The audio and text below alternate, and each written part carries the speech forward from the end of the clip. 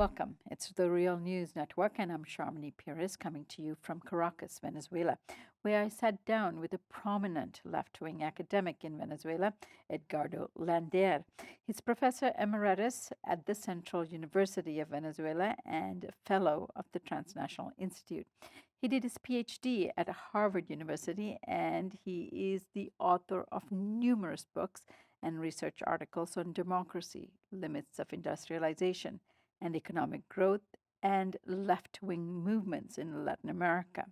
For the last decade, he has been preoccupied with another issue, which is fossil fuel economy and the environment. I joined him at his home in the outskirts of Caracas, and this is the first of a 7-part series we'll be rolling out, the first of which is a critique that Edgardo Lander has about the way in which left wing media, including the Real News, has been covering the crisis in Venezuela. Edgardo, before we sat down, you had a critique of the way in which the Real News has been covering the crisis in Venezuela. And you basically said it's been too pro Chavista, and you can explain what you meant, or Madurista. And I argued that when there is military intervention pending and the mainstream media, most of the media are towing that line on behalf of the empire, there needs to be a counterpoint. And so I want to ask you, what is wrong with the way in which the left has been covering the crisis and the struggle in Venezuela? I realize and I agree with the fact that for the left in the United States and for the left media in the United States, the single most important issue is to confront U.S. intervention. And that's sort of a question of principle and a question of urgency. There is a real threat that has been announced again and again by Bolton, by Pence, by Trump himself, that all options are on the table and the possibility of intervention is there. Guaido has actually called for U.S. intervention, military intervention, so that's not something to be taken lightly. And there's an urgent need, and something that we, of course, from Venezuela greatly appreciate, that whatever pressure is put on the U.S. government and U.S. public opinion to confront this logic of intervention and imperialist regime change logic, etc., is something that's the priority. However, in terms of not only the media, but the left and how the left has been thinking, and basically thinking about the left in the case of Latin America, I think that the way the left has debated and thought about the experience of the progressive governments has been framed in Cold War terms. It's the notion that there's the good guys and the bad guys, there's imperialism and anti-imperialism, and you have to take sides, and that's it. There's no possible in-between reflection of the complexities of what's at stake. And that has severe consequences. I always go back to comparing the current situation of the left in the world in relation to progressive governments to the way the communist parties and much of the intellectual left, especially in Europe, dealt with the Soviet Union, with Gulag, with Stalinism, and the fact that millions of people were killed or died as a consequence of policies by a highly authoritarian government. And this was in this context of a dual vision, a zero-sum game in which all the good guys on one side and all the bad guys on the other side. The refusal to criticize Stalinism, the refusal to criticize the way the Soviet government completely destroyed any possibility of democracy in the Soviet Union, led to solidarity with the government, not with the people. The people were suffering the consequences. And if Soviet citizens were suffering the consequences of a very repressive government, they obviously would expect the left, their allies, who had been expressed so much solidarity with their struggle, to support them in the resistance against this violent, oppressive state. And there was no such thing. The majority of the left, especially the communist parties, either hailed praise on the glories of the Soviet revolution, or that was the case with many intellectuals, they just didn't talk about the issue. And that's a grave mistake, and it has enormous long-term consequences. Because one has to construct the vision of alternatives to capitalism in ways that are attractive. I mean, we need not only an alternative to capitalism, but a better alternative.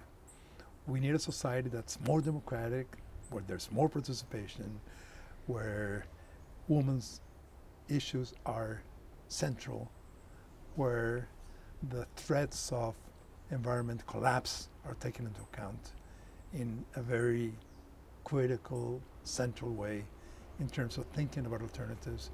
We need alternatives that recognize cultural diversity, etc., etc. So unless the sort of imagination of the possibilities of a different future are more attractive than capitalist society, the overwhelming consumerism of capitalist society will always triumph. Edgardo, are you suggesting that Chavismo as a socialist project for the 21st century has not triumphed in spite of the many gains it has made for the poor in society? And there's several issues here.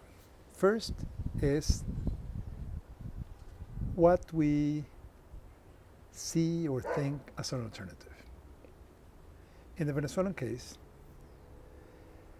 one of the severe problems that has led to the current crisis is the fact that the Chavez government, in the first place, identified socialism with state control.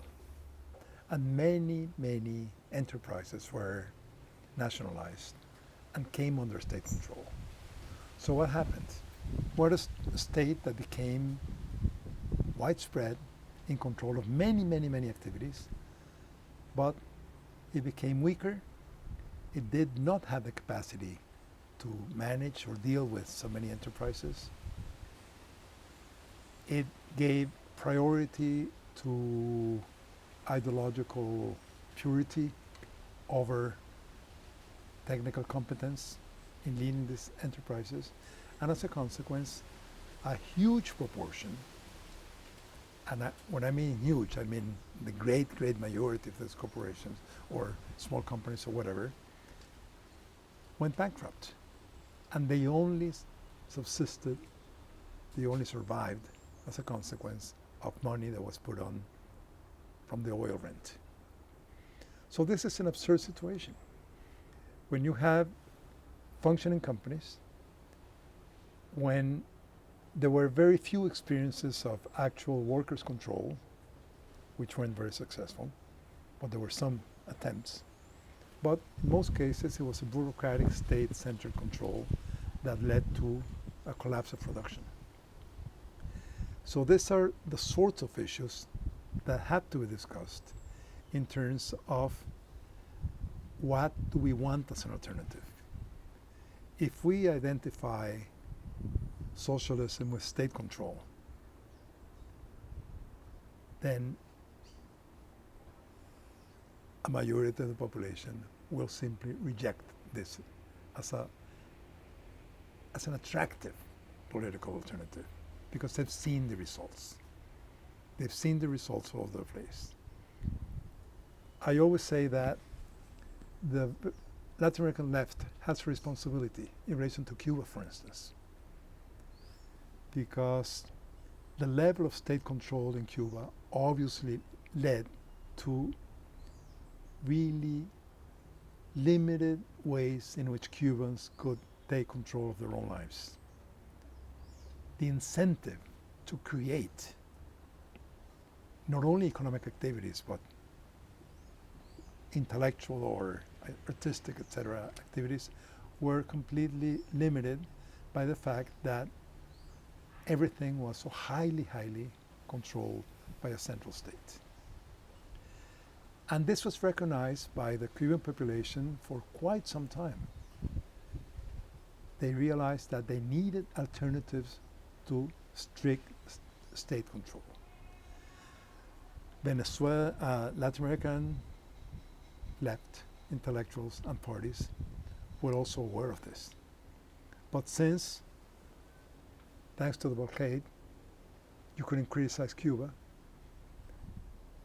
it meant that you couldn't not only not criticize Cuba, you couldn't even contribute to the Cuban debate, because that was criticizing the Communist Party or the Cuban government. So what happened?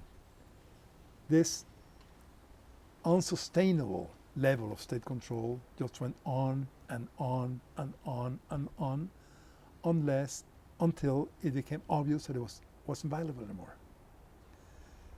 Now the Cubans have recognized that, the government has recognized. Now there's a new constitution. Now it's open to foreign investment, but it's taken so many years, and there's been so much suffering, unnecessary, because there was no debate, and the Latin American left that could have contributed to this debate was completely silent, because the solidarity was with the Cuban government, not with the Cuban people. If we think about the experience of the progressive governments recently, if we think about the experience of Nicaragua, Venezuela, Ecuador, Bolivia,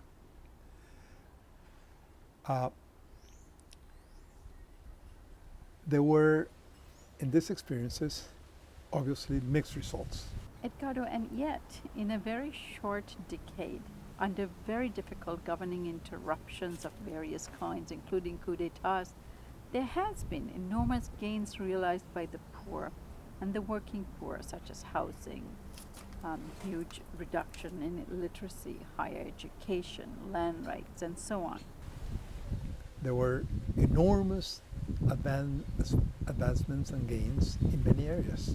In the case of Venezuela, all that had to do with participatory democracy and popular organization was a really significant transformation of people's lives and people's sense of dignity and capacity to have a say in their own lives, a say on the future of the country.